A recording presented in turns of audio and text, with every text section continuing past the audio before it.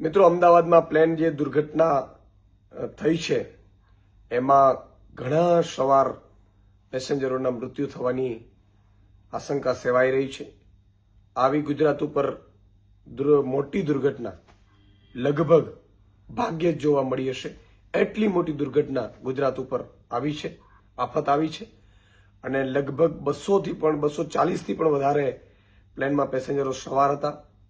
International flight અમદાવાદથી London જઈ રહી હતી અને પ્લેન ક્રેશ થયું છે.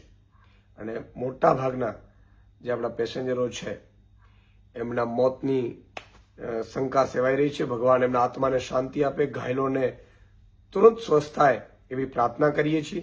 અને સાથે સાથે આમ આદમી પાર્ટીના અધ્યક્ષ તરીકે બે જે ચૂંટણીઓ છે, કડી અને વિધાનસભાની વિસાવદરમાં, તેમાં અમે આજે અને આવતીકાલના તમામ જે રાજકીય કાર્યક્રમો છે, રાજકીય સભાઓ છે, એ સ્થગિત કરીએ છીએ.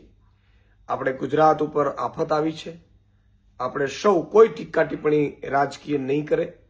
અને આજે ને આવતીકાલે એટલે 12 અને 13 તારીખના તમામ જે પોલિટિકલ કાર્યક્રમો છે આમ આદમી પાર્ટીએ રદ કર્યા છે.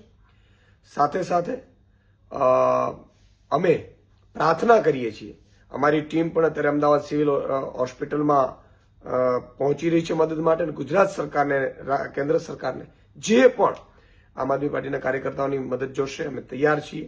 આ દુઃખની ઘડી છે, આપણે સૌ રાજનીતિ ઉપર થઈને વિચારવું પડે અને સૌ એક થઈ અને આ દુઃખની ઘડીમાં ઉભા રહીએ એવી પ્રાર્થના. ફરીથી તમામ જે મૃતકો હોય એમને ભગવાન એમના આત્માને શાંતિ અર્પે, એમના પરિવારને દુઃખ સહન કરવાની શક્તિ આપે. જે ઘાયલો હોય તુરંત સ્વસ્થ થાય એવી પ્રાર્થના કરી, એવી અભ્યર્થના.